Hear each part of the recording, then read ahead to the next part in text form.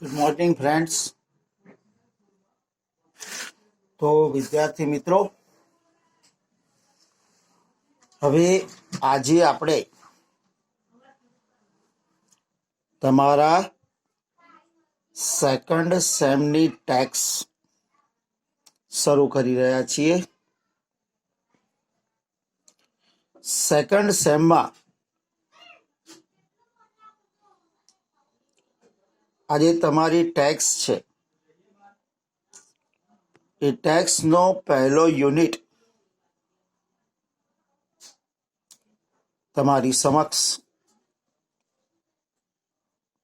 આપેલો છે. પહેલા યુનિટનું ટાઇટલ છે આઈ will be that.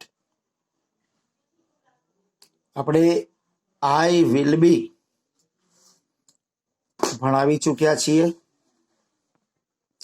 I will બી નો અર્થ થાય હું પેલું આવું બનીશ, અને આઈ વિલ બી ધેટ એટલે કે હું પેલું બનીશ.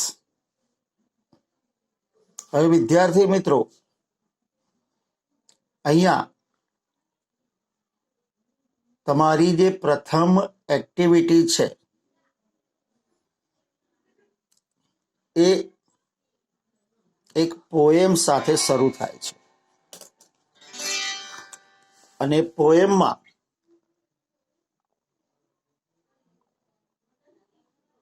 તમારે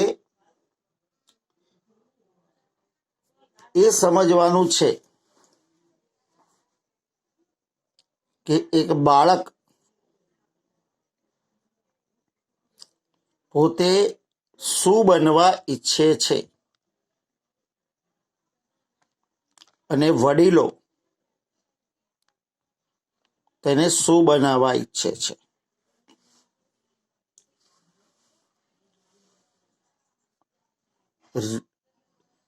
રિસાઇટ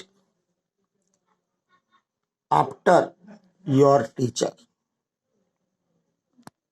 અહીં આપણે કવિતા ગાવાની નથી પણ સમજવાની છે.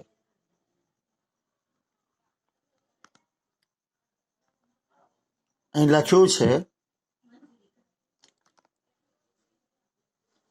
આઈ ટોલ્ડ ધેમ. મેં તેઓને કહ્યું. When I grow up.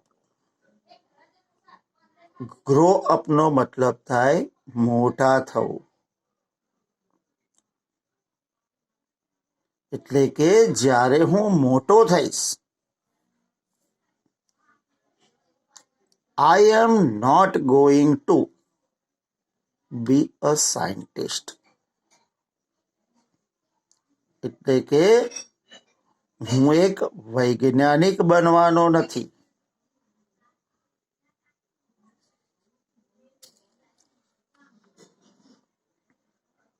Or someone who reads the news on TV. અથવા તો ના તો હું બનવાનો છું એવી કોઈ વ્યક્તિ કે જે ટીવી પર સમાચાર વાંચે. એટલે અહીંયા લેખક જે કવિ છે એ કવિ પોતે ના તો વૈજ્ઞાનિક બનવા ઈચ્છે છે કે ના તો ટીવી પર ન્યૂઝ એન્કર બનવા ઈચ્છે છે. I want to be free એટલે કે ના, હું તો મુક્ત બનવા ઈચ્છું છું. એટલે કવિને ના તો વૈજ્ઞાનિક બનવું છે, ના તો ન્યૂઝ એન્કર બનવું છે, એમને તો મુક્ત રહેવું છે. તો શું કહે છે? I am going to be a tree. હું એક વૃક્ષ બનવા ઈચ્છું છું. They said, તેઓએ કહ્યું, યુ કાન્ટ, તું ના બની શકે. No you can't be tree. That, you can't be that, તું એ બની શકે નહીં. અહીંયા ધેનો મતલબ શું થાય? વડીલો. એટલે કે કવિ જ્યારે કહે છે કે ભાઈ મારે તો મુક્ત રહેવું છે, હું વૃક્ષ બનવા ઈચ્છું છું, પણ વડીલો ના પાડે છે કે ના ભાઈ તું વૃક્ષ બની શકે નહીં. પછી બીજો જે સ્ટેન્જા છે એમાં કહે છે, આઈ ટોલ્ડ ધેમ, કે ભાઈ મેં એમને કહ્યું, વેન આઈ ગ્રો અપ, જ્યારે હું મોટો થઈશ, I am not going to be an airline pilot, હું કોઈ વિમાન સેવામાં વિમાન ચાલક બનવા માંગતો નથી. A dancer, a lawyer or a doctor, ના તો હું નૃત્યકાર બનીશ, ના તો વકીલ કે ના તો ડોક્ટર. એટલે કવિને અહીં ડોક્ટર, પાયલોટ, વકીલ, નૃત્યકાર એ બધા બનવામાં રસ નથી. નો. Whose whale will swim in me? શું કે છે કે એક વિશાળ એવી વ્હેલ, માછલીઓ મારામાં તરસે. I am going to be the ocean, હું સમુદ્ર બનીશ. એટલે અહીંયા કવિ વિશાળ સમુદ્ર બનવા માંગે છે કે જેમાં વિશાળ માછલીઓ તરી શકે. તો વડીલો શું કહે છે? They said, you can't be that, તું એ ના બની શકે. No you can't be that, નહીં તું એ નહીં બની શકે. ફરીથી ત્રીજા સ્ટેન્જા છે એમાં કવિ કહે છે, આઈ ટોલ્ડ ધેમ, મેં તેઓને કહ્યું, I am not going to be a DJ, એટલે કે હું ડીજે બનવા માંગતો નથી. મિત્રો, ડીજે નો મતલબ થાય ડિસ્ક જોકી. એટલે કે જ્યારે સંગીત સમારોહમાં, પાર્ટીઓમાં જે સંગીત વગાડે ધૂનોને મિલાવીને, એ ડીજે. એટલે કે ના તો હું ડીજે બનવા માંગુ છું, a computer programmer, a musician or a beautician. એટલે કે ના તો હું કોમ્પ્યુટર પ્રોગ્રામર બનવા માંગુ છું, ના સંગીતકાર, કે ના તો બ્યુટિશિયન એટલે કે સૌંદર્યકાર. નો, એટલે કે હું આમાંથી કશું બનવા માંગતો નથી. તો શું બનવા માંગે છે? Streams will flow through me, એટલે કે મારાઓમાંથી ઝરણાઓ વહેશે.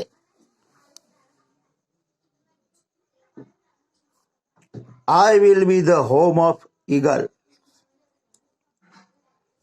ગરુડો માટે હું ઘર બનીશ.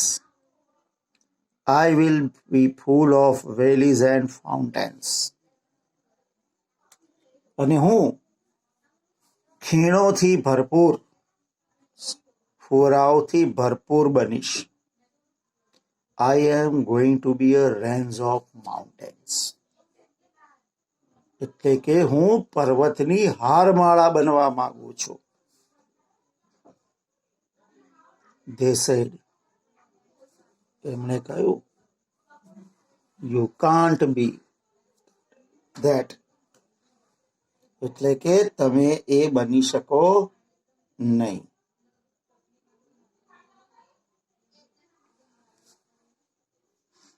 યુ કાન્ટ બી ધેટ, ના તમે એ બની શકો નહીં. એટલે અહીંયા કવિ પોતાની ઈચ્છા મુજબ જે બનવા માંગે છે એ દરેકમાં વડીલો ના પાડે છે. એટલે પછી અંતમાં કવિ એમને પૂછે છે, આઈ આસ્ક્ડ ધેમ, મેં એમને પૂછ્યું, just what do you think I am, એટલે કે ભાઈ હું આ ના બની શકું, આ ના બની શકું, આ ના બની શકું.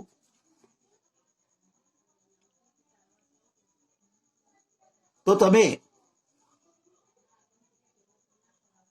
હું શું છું એવું વિચારો છો, એમ કે તમે શું વિચારો છો કે હું શું છું, હું કોણ છું? તો શું કહે જવાબ આવે છે, જસ્ટ અ ચાઇલ્ડ. એટલે એ લોકો એમ કે છે કે તું તો બાળક છે. And children always become at least one of the things, અને બાળકો હંમેશા એ જ બને છે, એટલે કે at least one of thing we want them to બી.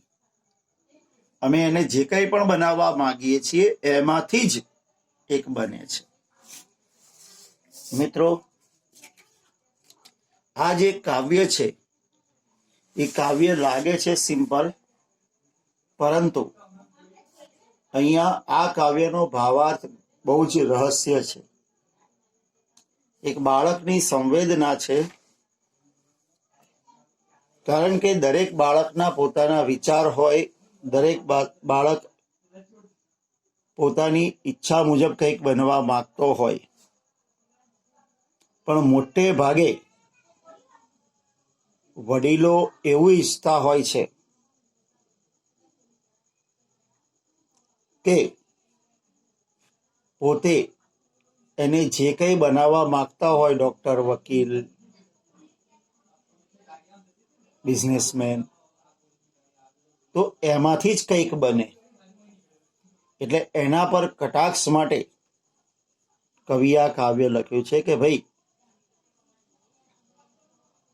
તમે મને સમજો છો શું? કે ભાઈ તું એક બાળક જ છે, તારે એ જ બનવાનું છે, અમે કંઈ બનાવવા માંગીએ છીએ એમાંથી જ. એટલે અહીંયા બાળક કહેવા માંગે છે કે બાળકને પોતાની પણ ઈચ્છાઓ હોય છે, પોતાનો પણ રસ હોય છે, પોતાના પણ શોખ હોય છે, અને એને જેમાં રસ, જેનો શોખ અને જે રીતે ઈચ્છતો હોય એ બને એવું જ બાળક ઈચ્છતો હોય છે.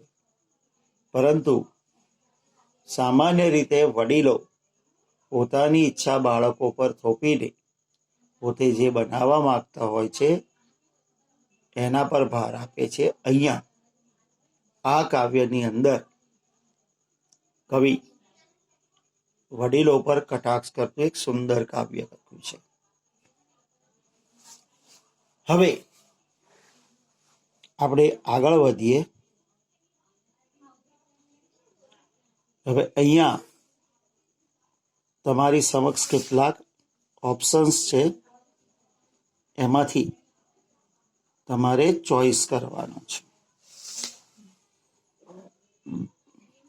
Choose and take correct option,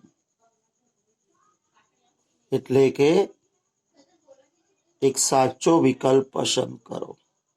પહેલું છે, what does the child want to be in the first stanza, એટલે કે પ્રથમ પેરેગ્રાફમાં કવિ શું બનવા ઈચ્છે છે? તો વૃક્ષ, મહાસાગર કે વૈજ્ઞાનિક? તો આપણે જોયું કે કવિ એમ કહે છે કે ભાઈ હું મુક્ત રહેવા, I want to be free and I want to be a tree, એટલે કે કવિ વૃક્ષ બનવા ઈચ્છે છે, એટલે સાચો વિકલ્પ છે અ ટ્રી. બીજું, what should swim in the child, એટલે કે બાળકમાં શું તરશે? તો બીજા સ્ટેન્જામાં કહ્યું કે એ એવો વ્યક્તિ બનવા માંગે છે કે એની અંદર મોટી મોટી વિશાળ વ્હેલ માછલીઓ તરે, એટલે કે એને સમુદ્ર બનવું છે, મહાસાગર બનવું છે. અને મહાસાગર બનશે એટલે એનામાં કોણ તરશે? તો કે વેલ્સ. અહીંયા છે ફિશ, વેડ્સ અને વેલ્સ. તો જવાબ છે વેલ્સ. પછી ત્રીજું, ખાલી જગ્યા હેઝ વેલીઝ એન્ડ ફાઉન્ટેન, એટલે કે ખાલી જગ્યા પાસે ખીણો અને ફુવારાઓ છે. અહીંયા ફાઉન્ટેન્સ એટલે ઝરણાઓ જે નીકળતા હોય, ફૂટતા હોય એની વાત છે. તો ખીણ અને ઝરણાઓ ક્યાંથી ફૂટતા હોય છે? તો કે પર્વતમાંથી. તો એનો સાચો જવાબ છે mountain. The child wants to be એ ખાલી જગ્યા ઇન ધ થર્ડ સ્ટેન્જા. ત્રીજા સ્ટેન્જા એટલે કે ત્રીજા પેરેગ્રાફમાં કવિ શું બનવા ઈચ્છે છે? તો ત્રીજા સ્ટેન્જામાં કહે છે ને કે ભાઈ એ ગરુડોનું ઘર હોય, ઝરણાઓ વહેતા હોય, ફુવારા અને ખીણો હોય એવી વિશાળ પર્વતમાળા બનવા માંગે છે. ધેટ મીન્સ ડોક્ટર અને બ્યુટિશિયન નહીં, પરંતુ અ માઉન્ટેન રેન્જ, પર્વતમાળા. What can't the following people do? Discuss in group.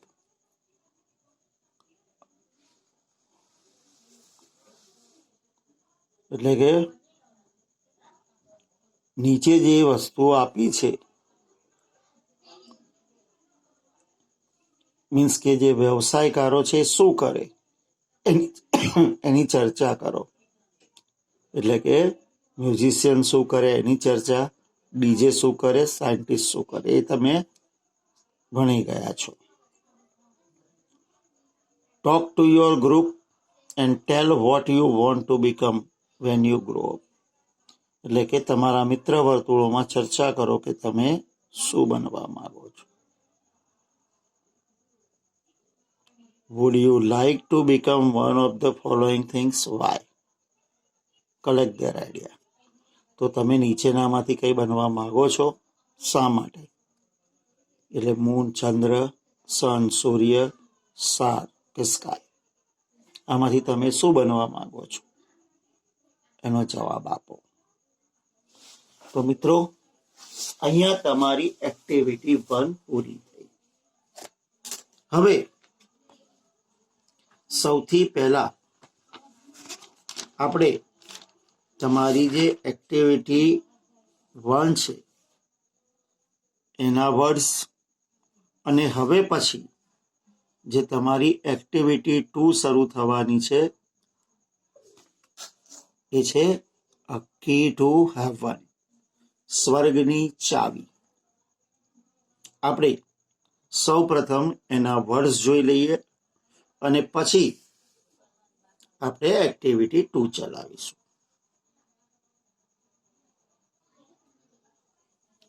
તમારા આ જે પોએમ હતી એના વર્ડ્સ: ગ્રો અપ એટલે મોટા થવું, સાયન્ટિસ્ટ એટલે વૈજ્ઞાનિક, પાયલટ એટલે વિમાન ચાલક, લોયર એટલે વકીલ, યુઝ એટલે વિશાળ, ઓશન એટલે મહાસાગર, વેલીશ એટલે ખીણ, ફાઉન્ટેન એટલે ફુવારો અને માઉન્ટેન એટલે પર્વત. હવે તમારા બીજી એક્ટિવિટીના વર્ડ્સ છે. બીજી એક્ટિવિટી છે એ થોડી સ્ટોરી ટાઈપ છે, મોટી છે, એટલે પહેલા એના વર્ડ્સ તમારે જોઈ લેવાના. હેવન એટલે સ્વર્ગ, સીન એટલે દ્રશ્ય, ટ્રમ્પેટ રણસિંગો અથવા તુરઈ, એ જે લાંબી ભોંગળ જેવું આવે એ સંગીતનું સાધન છે, પાઇપ જેવું લાંબુ હોય ને એને વગાડાય જ્યારે રાજા જ્યારે પ્રવેશે દરબારમાં ત્યારે. મિનિસ્ટર્સ એટલે મંત્રી. ડિસ્કસ એટલે ચર્ચા કરવી. કિંગડમ એટલે રાજ્ય. કેમ્પ, કેમ્પ એટલે શિબિર. પ્રોડ્યુસ એટલે કે ઉત્પન્ન કરવું. નેક્સ્ટ, હોલીએસ, પવિત્ર ભભૂત, રાખ.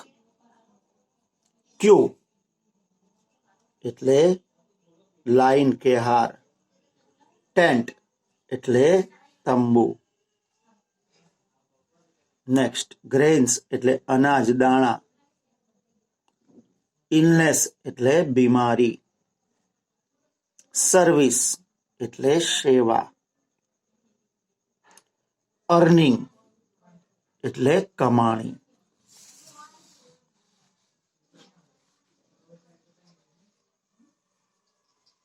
બિયર્ડ એટલે દાઢી. સેફ્રોન એટલે ભગવો, આ રંગ છે. અમોંગ એટલે વચ્ચે, આપણે પ્રિપોઝિશન્સમાં ચલાવ્યું હતું. બેની વચ્ચે હોય તો બિટવીન અને બેથી વધારેની વચ્ચે હોય તો અમોંગ. ડિવાઇન એટલે દિવ્ય. બો એટલે નમવું. ઇન ફ્રન્ટ ઓફ એટલે ની સામે. એક્સેપ્ટ એટલે સ્વીકારવું. શેક એટલે કોથળો, થેલો. અસાઇન એટલે નિશાની અથવા તો ઈશારો. આસિસ્ટન્ટ એટલે સહાયક. ડેફિનેટલી એટલે ચોક્કસ. કેરફુલ્લી તો કાળજીપૂર્વક. બ્લેસીસ એટલે આશીર્વાદ. નેક્સ્ટ,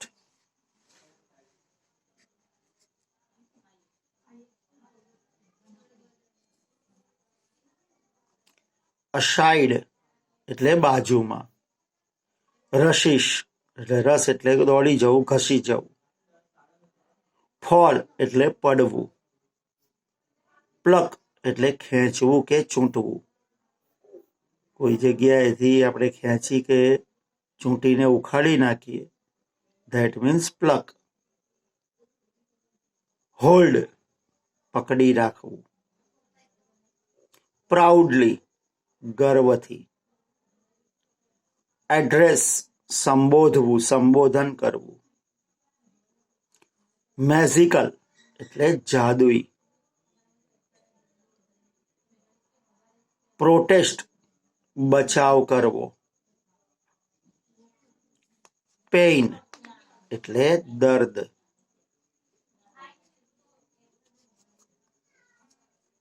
પેઇન એટલે દર્દ. સ્ક્રીમ તો ચીસ. ફોલોઅર અનુયાયી કે ચેલા અથવા શિષ્યો. ટુ એસ્કેપ એટલે કે ભાગી છૂટવું, છટકી જવું. ચેઝ એટલે પીછો કરવો. અરેસ્ટ એટલે ધરપકડ કરવી. તો મિત્રો, આ હતા તમારા એક્ટિવિટી 2 ના જે ડિફિકલ્ટ વર્ડ્સ છે એના ઉચ્ચાર અને અર્થ. આપણે એક્ટિવિટી 2 ચાલુ કરીએ એ પહેલા તમારે આ બંને તૈયાર કરી લેવાનું છે. તો મિત્રો, આપણે નેક્સ્ટ લેક્ચરમાં આ પાઠ ચાલુ કરીશું, એટલે કે એક્ટિવિટી 2 ચાલુ કરીશું. ત્યાં સુધીમાં તમે આના ગુજરાતી અર્થ ઉચ્ચાર સાથે તૈયાર કરીને રાખજો, જેથી આપણે જ્યારે આ પાઠનું ભાષાંતર કરીએ ત્યારે તમને સરળતાથી એની સમજણ પડી જાય. તો મિત્રો, હવે હું આપની રજા લઉં છું. બુક્સ ના લાવી હોય તો લાવી દેજો. હવે આપણે નેક્સ્ટ લેક્ચરમાં મળીશું. તમારો ખૂબ ખૂબ આભાર. આવજો.